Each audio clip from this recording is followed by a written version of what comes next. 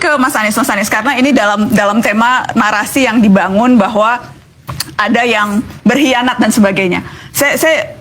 Ada yang kemudian akhirnya ramai diputar lagi, Mas. Percakapan kita di Mata Najwa 5 tahun yang lalu. Ketika waktu itu konteksnya adalah kita dengarkan saja supaya bisa dapat gambaran. Kita lihat video Mata Najwa 2018. Dalam pertemuan itulah Pak Prabowo menanyakan yang mungkin yang terakhir, yang ketiga kalinya. Jadi Pak Anies, apakah Pak Anies bersedia untuk menjadi calon wakil? Dan saya sampaikan, Pak Prabowo, ini sebuah kehormatan yang luar biasa. Karena ada 260-an juta orang dan saya diminta untuk menjadi pendamping. Mas Anies, saya harus tanya, apakah Anda menolak ini karena tawarannya cawapres? Tapi kalau tawaran capres mungkin saja akan berbeda? Tidak pernah ada tawaran capres. Tidak pernah ada tawaran capres dari Pak Prabowo. Ya.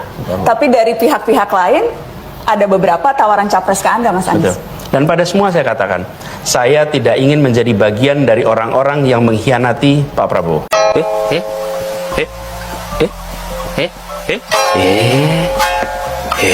Begitu Pilpres selesai, saya bertemu dengan Pak Prabowo dan saya sampaikan Pak Prabowo, saya sampaikan pertama, mission accomplished. Tugas yang dititipkan kepada saya untuk di Jakarta dari PKS, dari Gerindra telah saya laksanakan dan alhamdulillah mission accomplished. That's report number 1. Laporan nomor kedua, saya katakan Pak Prabowo, Gubernur Jakarta akan selalu dapat perhatian.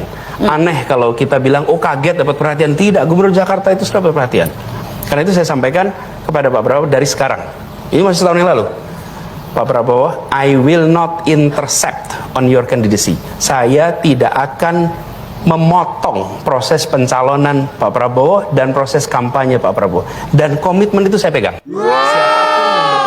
Mendiskusikan soal ini, selalu saya katakan bahwa saya memiliki komitmen dengan Pak Prabowo. Tidak ada yang tahu kecuali saya dan Pak Prabowo. Tidak ada yang tahu. Yang lain dengar ceritanya aja. Jadi Mas Anies, Anda mengiyakan bahwa memang tawaran-tawaran maju itu berdatangan? Berdatangan, tapi saya selalu katakan pada semua, meskipun tidak ada saksi dalam pertemuan itu, tapi kata-kata saya diingat oleh Pak Prabowo dan diketahui tentu oleh banyak orang, tapi saya sampaikan kepada semua, saya pegang itu. Jadi, ketika ada yang datang mendiskusikan, saya sampaikan, selama ini ada Pak Prabowo, saya tidak mau memikirkan, not even thinking.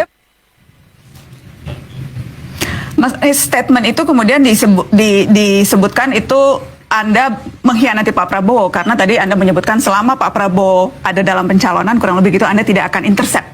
Ya. Itu ada timeline waktunya, ada expiration time-nya kah ketika Anda menyebutkan komitmen itu? Iya, kalau ini saya ditawarin makan, nggak mau makan, saya kenyang. Apa kemudian seumur hidup saya kenyang? Ya pada saat ini saya katakan saya kenyang, itu kira-kira ya, analogi aja. Nah, apa yang saya sampaikan pada saat itu? Ini tahun 2019. 18. Ya? Oh 18, maaf.